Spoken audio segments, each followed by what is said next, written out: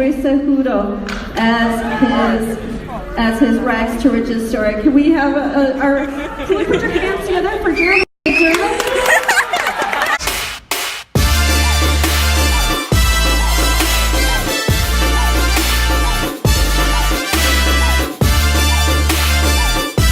Hey guys, it's your boy Henry Morales today. Henry Morales here, and today I'm going to see Henry Cejudo. So crazy.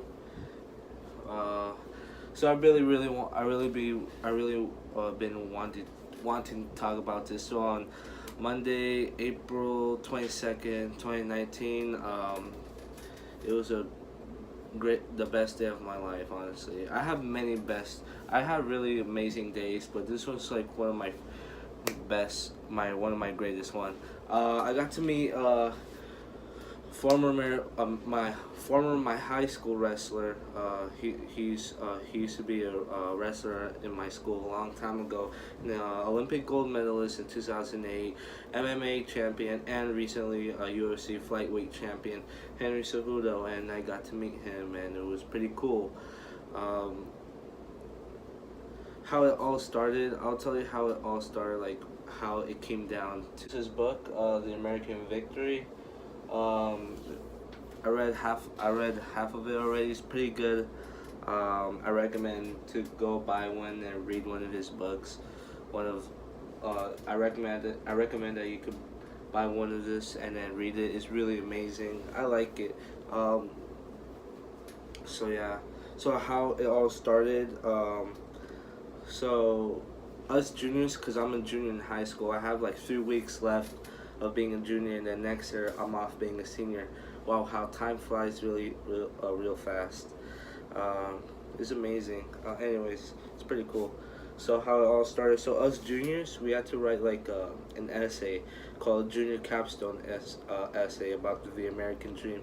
Because recently, well, it wasn't recently, but like a long time ago, we finished reading The Great Gatsby by F. Scott Fitzgerald. By the way, that book is really good too. At the beginning it was boring, but like later on, once I got into it, and it was pretty cool. But yeah, so we had to write about the American Dream, about how can it be achieved. Like, it's an argument essay. My bad. It's an argument essay about how can it be attainable or not attainable. I chose how it can be attainable, and yeah. So our English teacher made us choose a person about rags and riches, and originally I chose like some random musician, but it wasn't about the musician.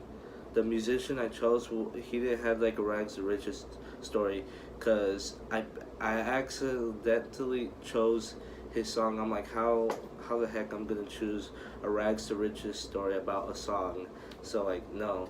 So then the next day I thought about it through. I was like, you know what, I'm gonna choose Henry Cejudo, and then I did. And the next day I talked to my English teacher. I was like, I want to change my person. I want to choose Henry Cejudo. My English teacher, by the way, shout out to Miss Purtell to make this happen. And then another person I'll shout out to also. I'll mention her soon because this is part of the story. My English teacher, Miss Purtell, was like, "Who's that?" I was like, "Miss Purtell, you don't know who he is?" He was like, "No, who's Henry Cejudo?" I was like, "Henry Cejudo was a former Maryville wrestler. That's where I go to, Maryville High School.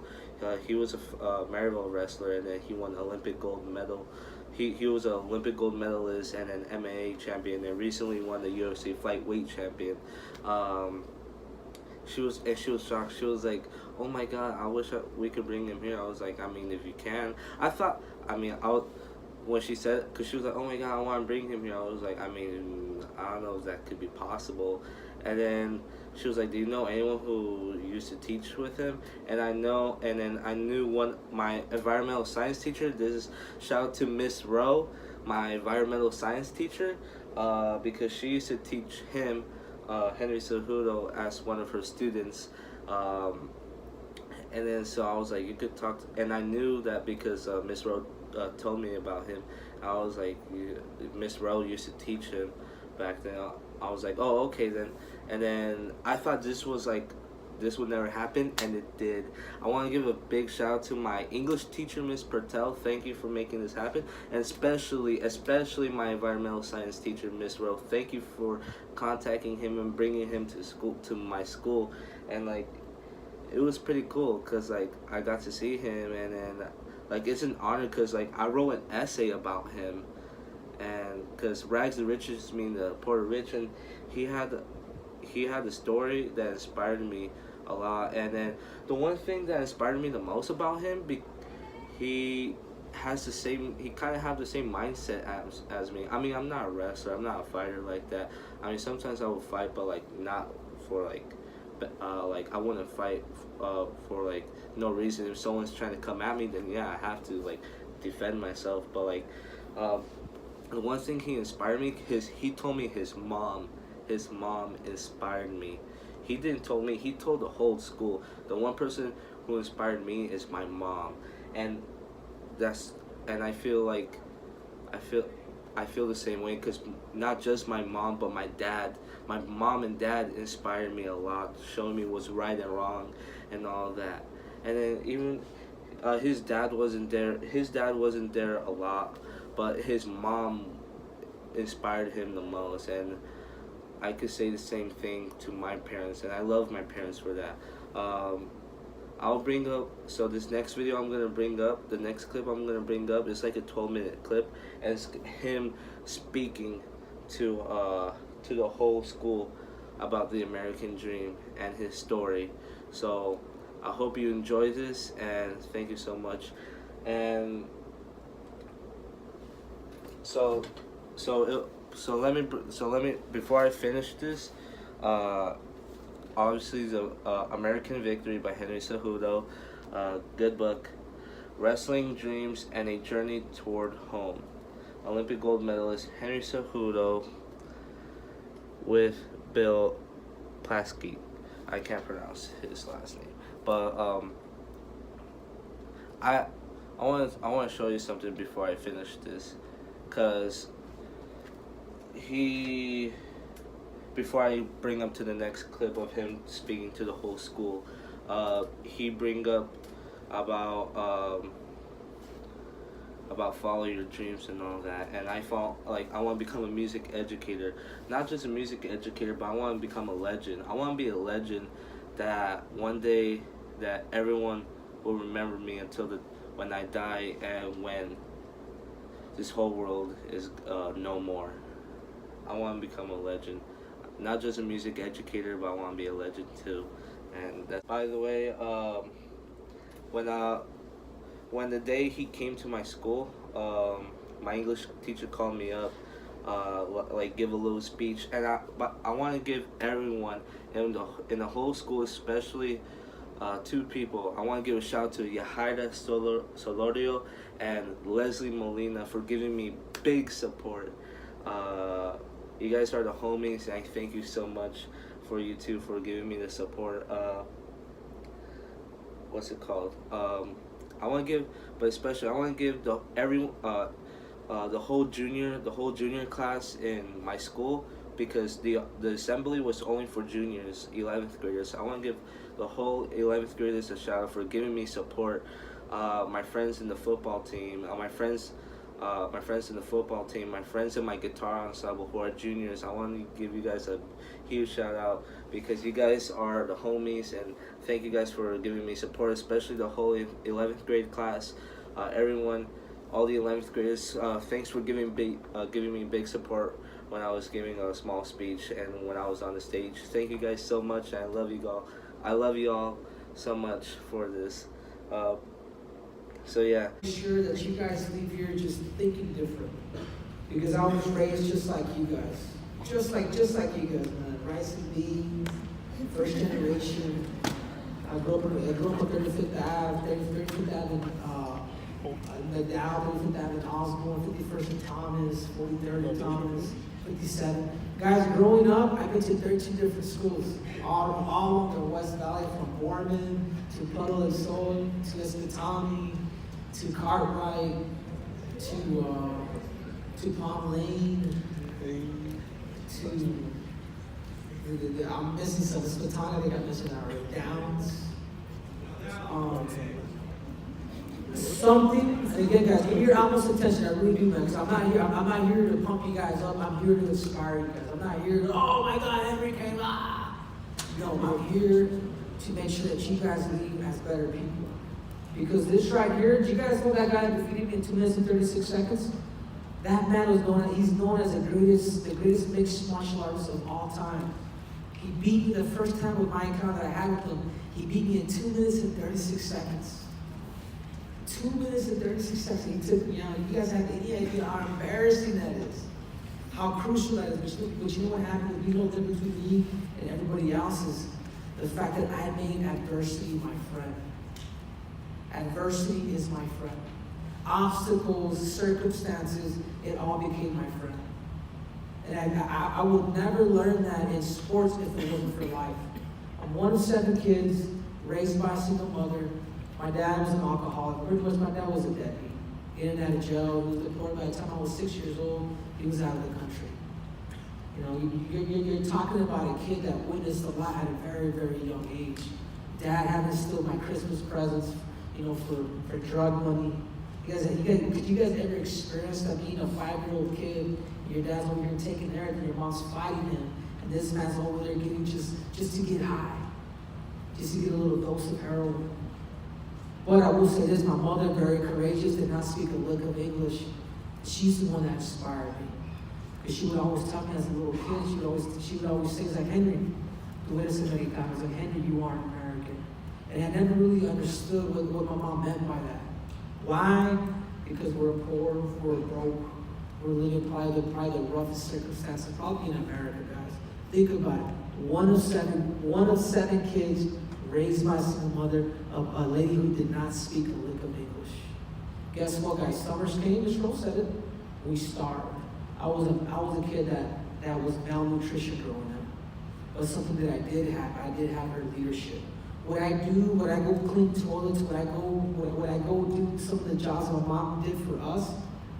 It's like, no, no, because I am better than that. But what I do take from that is the fact that she did it with dignity, with pride. When people ask me, say, Henry, who inspires you as a kid? Like, who are your inspirations? And to be quite honest with you guys, my inspiration are your parents. Are the parents that come and that you, a bunch of you guys here today, you guys are a bunch of spoiled brats, but look at what your mom or dad are able to give to you. It's the reality, guys. So something that I took as a little kid was that. I don't want to clean toilets, guys, but you know what I'm going to take from my mom? Is the fact that she did it with dignity, with pride. The fact that she did it with the attitude of no excuse. My life changed, guys, when I was 9 years old. I'll never forget it. I was watching the 1996 Olympics, and I saw this African American man by the name of Michael Johnson. So you guys weren't even born. But I'll never forget it. You guys can YouTube it after I get done talking here. But I'll never forget it because I was a 9-year-old boy. We're living in the south side of Phoenix. We weren't going to school at that time. School was in session. But we weren't going to school because we just had no school clothes. We were about as poor as they come here in America. But I'll never forget it that day because it was a black and white TV with wooden panels on the side. No way to change the channels, making sure the pliers were hooked on the right way, to change the channels, making sure, and if you want to get good reception, making sure the Hinkley was tilted at the right axis. But when I saw this man shatter the world record, win the Olympic title with his infamous gold shoes, the way I saw him shatter the record in the 200, it changed my perspective forever. This was an African American man. An African American man to me, it was different as a kid. You would see life different. But this man by the name of Michael Johnson inspired me. Shattered world record with his infamous gold shoes. Seeing him on top of the pinnacle of sports. Seeing him ball, seeing the American flag quiver. I told myself that day that I want to be just like Michael Johnson. That I want to become an Olympic gold medalist just like him. Whereas a little kid is different. Sometimes you become good through nature and then through nurture. Sometimes nature and nurture has a lot to do with what you do in life. And I understood as a little kid that I was meant to be a fighter.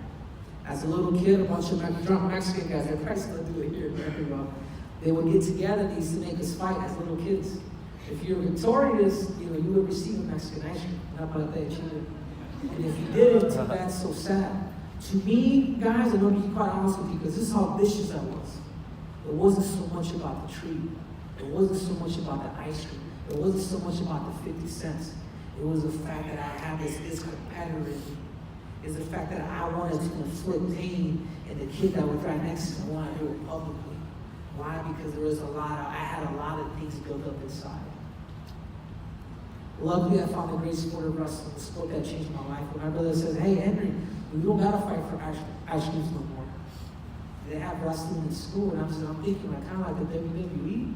He's like, no, this is Olympic style wrestling. So long before I even saw two kids wrestling, it was already like in my mind.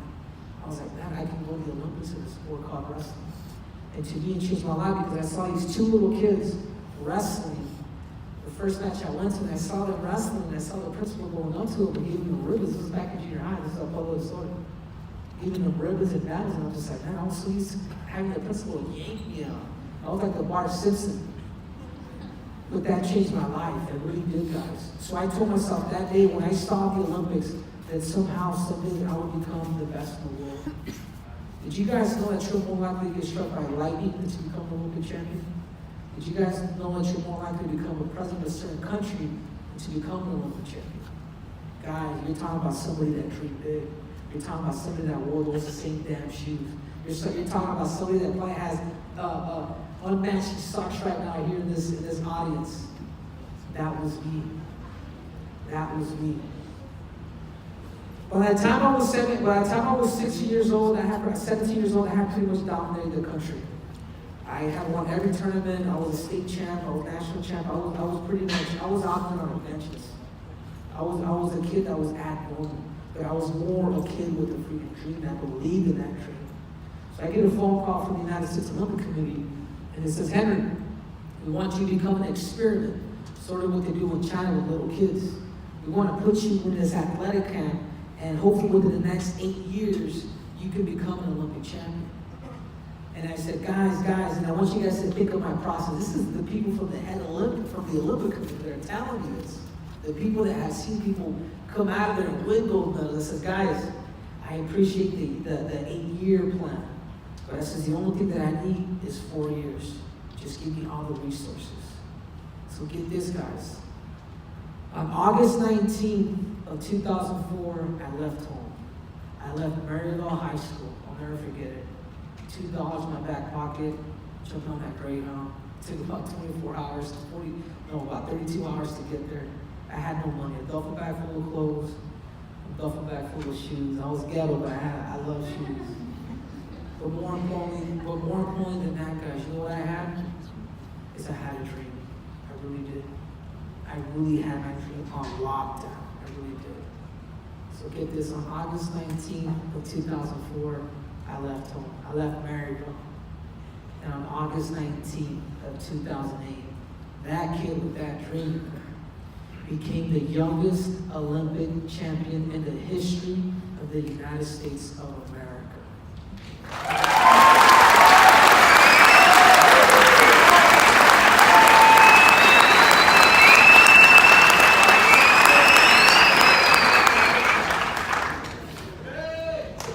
It didn't stop here, guys. It didn't stop here. And some of you guys, some of you guys is probably going out one ear and out the other.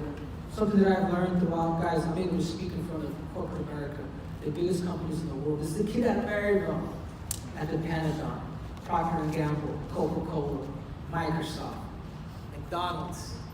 Who do they ask to speak in front of their companies to inspire many? This guy right here. This guy right here that probably sat right here. It wasn't over for me, guys. You guys saw. You guys saw that. They defeated the greatest mixed martial artists of all time.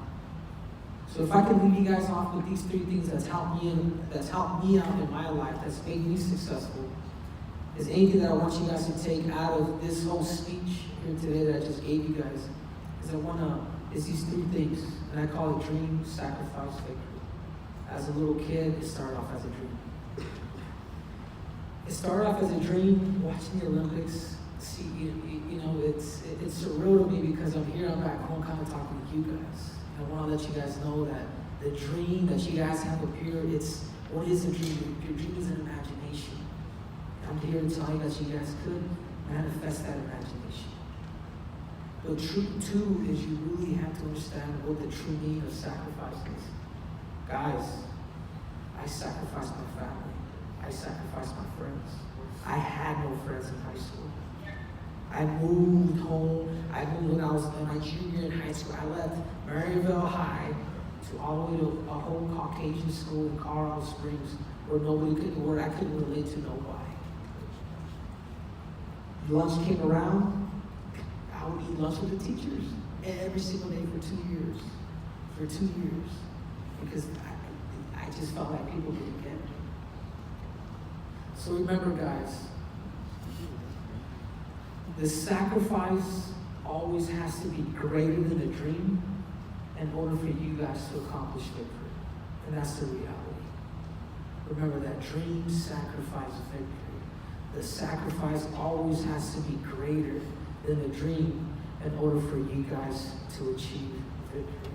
I'm telling you guys, man, this is a kid who grew up without any wrestling shoes, to have his own signature wrestling shoes with Adidas, #1 sellers here in America. This is a kid who had no furniture, watching Lucas on a milk crate, to sitting next to the President of the United States drinking tea, getting invited to the White House, flying with them private. I mean, this is a kid who grew up from, not having books or whatnot, to having his own autobiography titled American Victory, outselling Michael Phelps and copies. This is a kid who puts his money where his mouth is.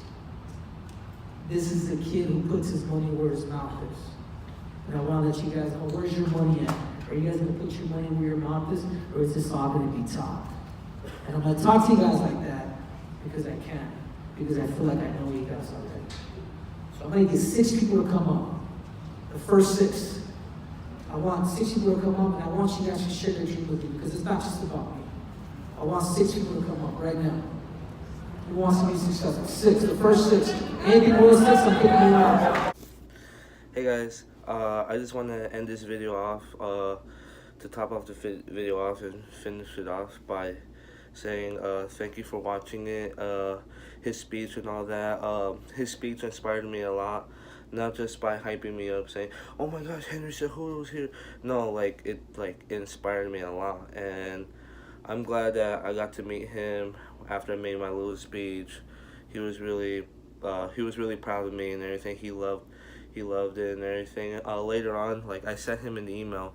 I think it was 2 days later or 1 day later. I sent him an email of my essay. Hopefully he read it. If he does, guys, if he replied about it soon, because he's a busy man. He got a fight this upcoming June next month, because today's the 1st of May. Anyways, guys, I'm gonna end the video right here. If you guys like this video or really enjoyed this video, please leave a like. And if you guys are new to this channel, please subscribe and turn on your post notifications so you'll never miss a new video. And yeah, thank you guys for watching this video. This video was really great to make, and then it was a really great honor, and it was that Monday, April 22nd, was the best day of my life, seeing Henry Cejudo. Yeah, and thank you guys, and take care.